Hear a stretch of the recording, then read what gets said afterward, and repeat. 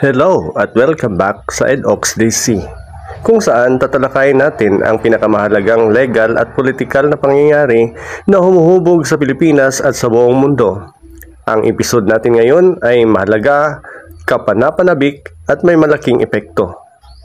Titingnan natin ang kahilingan na inihain noong Hulyo 15, 2025 ng legal team ni dating Pangulong Rodrigo Duterte sa International Criminal Court, isang kahilingan para sa tinatawag nilang Urgent Status Conference. This is presented to you by Education 4708. Just proceed to view the full content. Ang hakbang na ito ay maaaring tunog pang proseso, ngunit maaari itong baguhin ang takbo, ang hugis, at maging ang timeline ng legal na laban ni Duterte sa The Hague. Kaya humanda kayo habang tinatalakay natin ang lahat, ang background, ang legal na batayan, ang estratehiya, at ang mas malaking implikasyon. Simulan na natin ang isang simpleng tanong. Ano ang status conference sa konteksto ng ICC? Sa madaling salita, ang status conference is isang formal na pulong. Karaniwan ay sa pagitan ng mga hukom, taga-usig at depensa upang lutasin ang mga nakabinbing isyu bago ang paglilitis o pagdinig. Hindi ito tungkol sa pagkakasala o kawalang kasalanan. Ito ay tungkol sa proseso. Ngayon, sa ilalim ng Rule 121, Section 2, Paragraph B ng Rules of Procedures and Evidence ng ICC, maaaring magpatawag ang pre-trial chamber ng status conference upang matiyak ang kalinawan at kahandaan para sa mga paparating na milestone tulad ng kumpirmasyon ng pagdinig ng mga kaso na itinakda sa Setyembre 23, 2025 sa kaso ni Duterte. Kaya bakit humihingi ng ganito ang team ni Duterte ngayon? Ayon sa tagapagtanggol na si Nicholas Kaufman, ang kahilingan ay nagmula sa isang pangunahing isyu, ang mga pagkaantala. Narito ang mabilis na timeline ng mga pangyayari batay sa isinumiti ng depensa. Abril 15, 2025, hiniling ng depensa ang mahahalagang dokumento na may kaugnayan sa ebidensya. Mayo 15, isang bahagyang tugon ang ibinigay, ngunit hindi pa rin kumpleto. Hulyo 7, dumating ang karagdagang mga pagbubunyag ng huling mga linggo matapos ang takdang pitsa. Nawawala pa rin ang mga karagdagang materyales at hindi pa rin naibibigay sa depensa. Ngayon ay mahigit 30 araw ng overdue.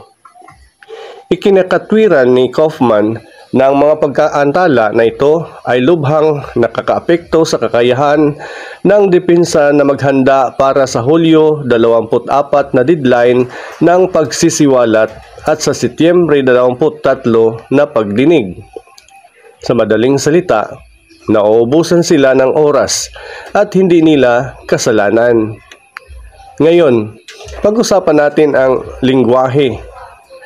Alam ng mga abogado na mahalaga kung paano mo binubuo ang isang bagay, lalo na sa ICC. Ang isinumiti ni Kaufman ay gumagamit na apurahan ngunit formal na lingwahe. Hiniling niya sa korte na magpatawag ng status conference bilang isang apurang bagay at isagawa ito bago ang Hulyo 25, ang simula ng summer judicial recess ng ICC. Binigyang diin niya na ang mga pagkaantala ay hindi gawa o naiambag ng depensa. Ito ay isang banayad ngunit makapangyarihang argumento. Hindi kami ang sanhi ng pagkaantala, kagalang-galang na hukom, ngunit kami ang nagbabayad para dito sa oras ng paghahanda. Tingnan natin ng mas malalim ang batas. Ang Rule 121, Paragraph 2, Subparagraph B ng ICC Rules ay nagpapahintulot sa korte na magdaos ng status conference sa sarili nitong inisyatiba o sa kahilingan ng mga partido. Ito ay itinuturing na isang procedural safety valve. Sa madaling salita, ito ay isang paraan para sa korte upang linawin ang mga tagubilin, lutasin ang mga alitan sa dokumento, at maiwasan ang pagkalito sa administratibo na makasira sa hustisya. Ang ginagawa ng legal team ni Duterte dito ay hindi karaniwan, ngunit ang kanilang tiempo ay estratehiko. Dahil magbabakasyon ang korte sa tag-araw, alam nila na maliban kung gaganapin ang komperensya bago ang Hulyo 25, maaari silang mawalan ng mahalagang linggo sa oras ng paghahanda. At sa mga kasong ganito, kakomplikado, bawat linggo ay mahalaga. Kaya narito ang malaking larawan.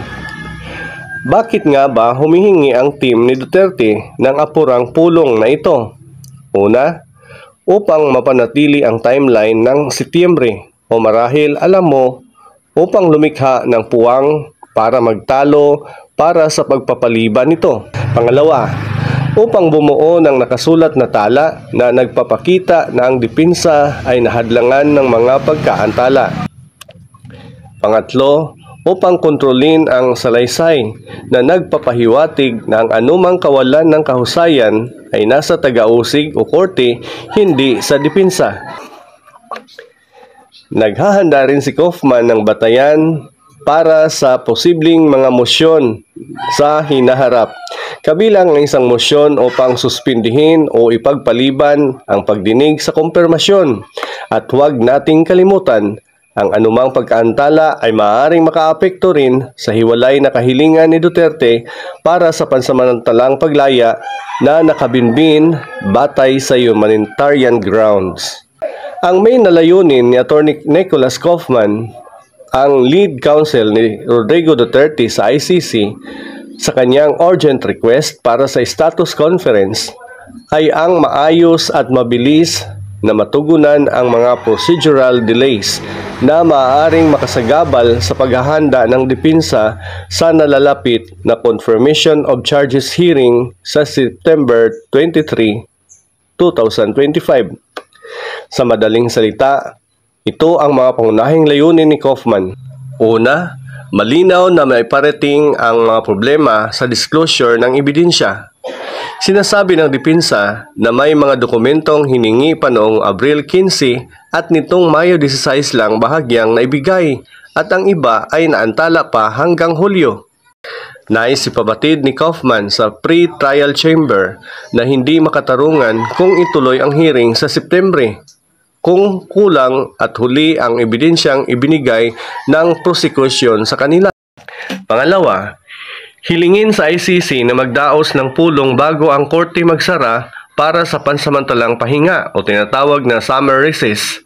Nais ng depensa na magkaroon ng status conference bago ang Hulyo 25 para hindi maantala lalo ang case calendar. Gusto nilang ayusin ang lahat ng procedural issues habang bukas pa ang korte at bago magsimula ang judicial break. Pangatlo, protektahan ang karapatan ni Duterte bilang akusado. Ayon kay Kaufman, hindi kasalanan ng depensa ang pagkaantala ng dokumento, kaya hindi dapat sila ang parusahan sa pamamagitan ng pagsasagawa ng hearing ng kulang sa oras para maghanda. Layunin nitong tiyakin na may sapat na oras at impormasyon ang depensa upang epektibong ipagtanggol si Duterte. Pang-apat, maglatag ng legal na batayan para sa posibleng pagkaantala sa Setyembre na hearing kapag pinayagan ng ICC ang status conference at makitang may mga delay, maaring buksan ang diskusyon sa pag-reschedule ng hearing o pansamantalang suspension.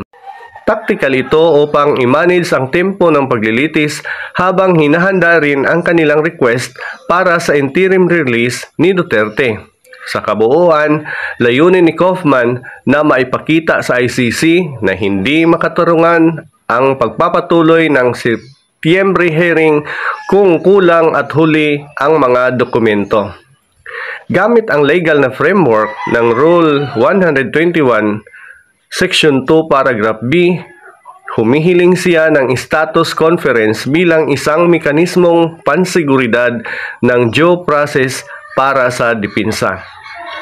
Ngayon, pag-usapan natin ang mga implikasyon, political at legal. Para sa ICC, pinipilit ng kahilingang na ito ang pre-trial chamber na kumilos bago ang bakasyon. Posibleng baguhin ang kalendaryo nito sa tag-araw.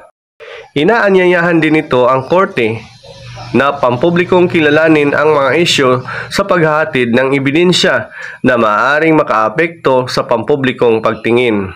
Para kay Duterte, kung papayag ang korte sa isang status conference, pinagpatibay nito ang mga alalahanin ng depensa. Kung tatanggihan o ipagpaliban ng korte, magkakaroon ng rhetorical ammunition ang depensa. Sinusubukan naming sundin ang proseso. Nabigo kami sa korte.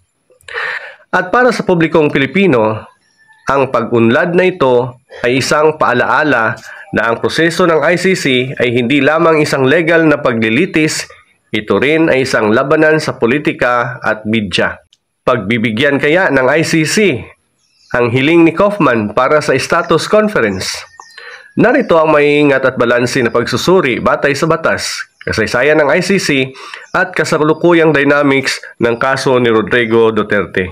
Posibleng dahilan na mapagbigyan ang hiling. First, may legal na batayan sa Rule 121, Section 2, Paragraph B ng ICC Rules of Procedures and Evidence. Ang rule na ito ay talagang nagbibigay ng opsyon para sa isang status conference upang resolbahin ang mga isyu hinggil sa disclosure, preliminary motions o anumang procedural matters. Hindi ito extra request. Bahagi ito ng regular na proseso. Second, makatwirang punto ang delay sa disclosure. Humihingi ang depensa ng oras at oportunidad para maghanda, lalo ang prosekusyon ay na-late sa pagbibigay ng dokumento. Ang ICC ay sensitibo sa due process. Kung mapatunayang may delay nga, may posibilidad na pagbigyan ang hiling. Third, may precedent o kasaysayan ng pagpayag ng ICC sa katulad na requests. Sa nakaraang kaso, halimbawa sa kay Laurent Gbagbo o Bosco Taganda, nagdaos ng status conference ang ICC upang resolbahin ang disclosure issues bago ang confirmation hearing. May precedent, kaya may posibilidad. Posibleng dahilan na hindi rin pagbigyan. First, maaaring ituring ng ICC na huli na ang request.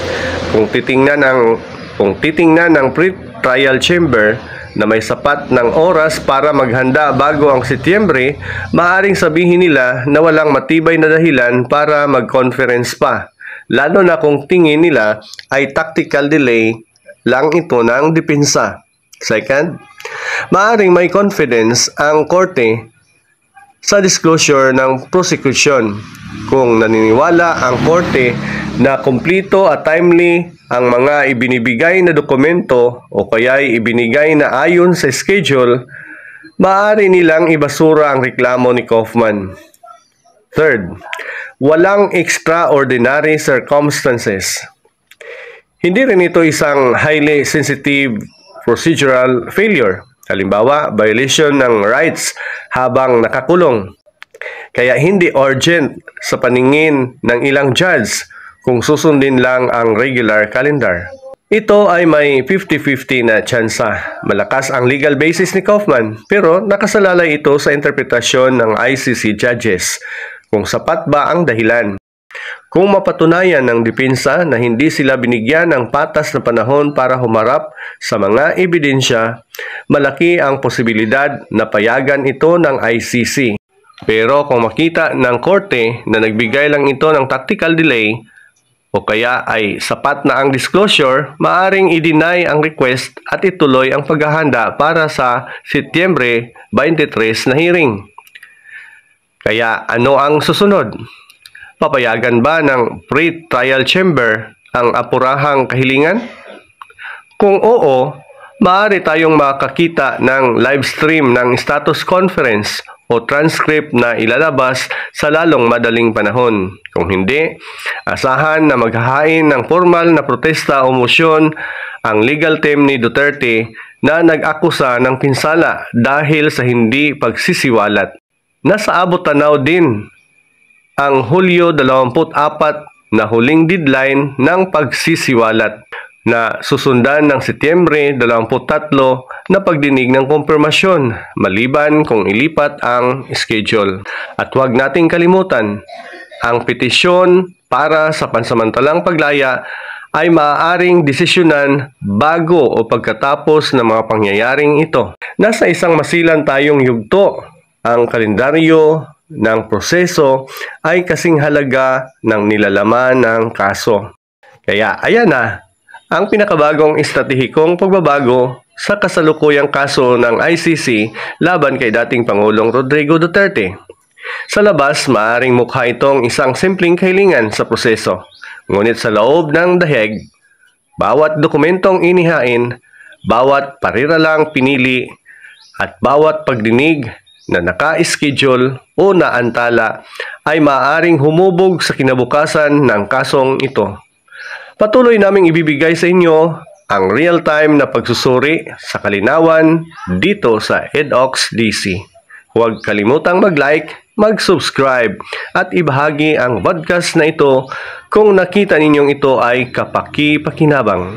At ipaalam sa akin sa mga komento, dapat bang payagan ng ICC ang apurahang kahilingan sa status conference?